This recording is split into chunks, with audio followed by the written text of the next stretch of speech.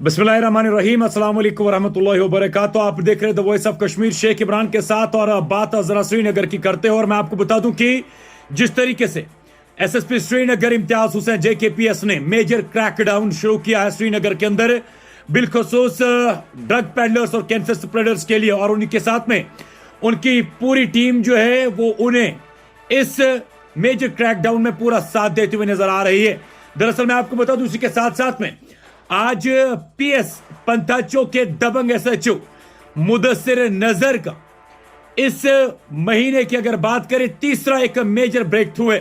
कहानी कुछ इस तरीके से है कि पुलिस स्टेशन पंथाचो के एसएचओ मुदस्सिर नजर उर्फ जिसे लोग दबंग के नाम से भी जानते हैं, उन्हें एक क्रेडिबल इंफॉर्मेशन मिलती है कि जनाब एक शख्स जो रहने वाला अथवाजन का है, वो इस ड्रग के कारोबार में मंशात के कारोबार में इन्वॉल्व है।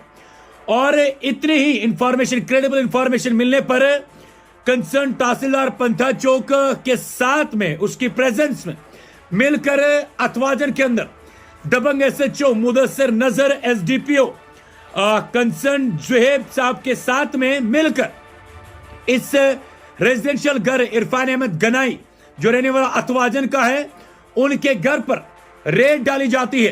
क्योंकि पुलिस के पास और बिलखसूस एसएचओ पंथा चौक दबंग मुदस्सिर नजर के पास इंफॉर्मेशन थी कि ये नौजवानों के रगों के अंदर जहर बढ़ता है और ये नौजवानों की जिंदगी को तबाह करता है। और उतने में ही कंसर्न तहसीलदार की प्रेजेंस में, एसडीपीओ की प्रेजेंस में एसएचओ मुदस्सिर नजर अपनी टीम के साथ में मिलकर इस इरफान गनाई के घर पर रेड डालता है।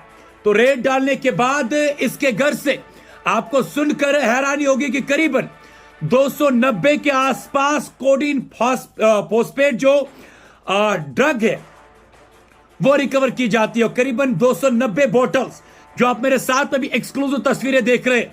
और ये इरफान गनाई जो है ये इस पूरे लोकेलिटी के अंदर नौजवानों की जिंदगी को तबाह कर रहा था। और उसके साथ साथ में इस श्रीनगर के कई सारे इलाकों के अंदर या कई सारे नौजवानों को इस ड्रग के अंदर इसने मुब्तला किया था।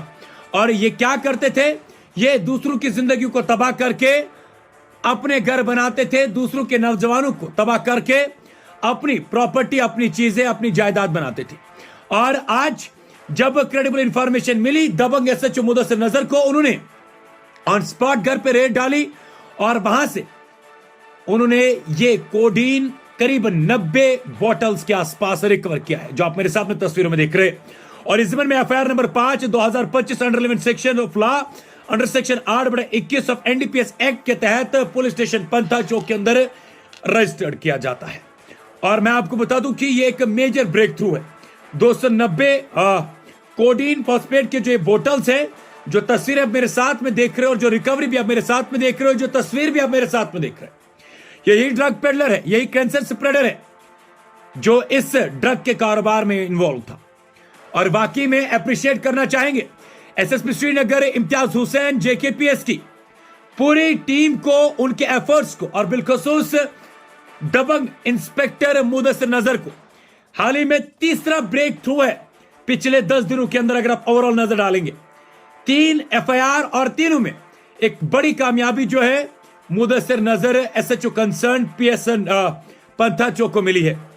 और वाज़ेह है एसएसपी श्रीनगर इम्तियाज हुसैन के साथ जब बातचीत, मीडिया इंटरेक्शन हुई, तो उन्हें साफ तौर पर कहा कि किसी को भी नहीं छोड़ा जाएगा।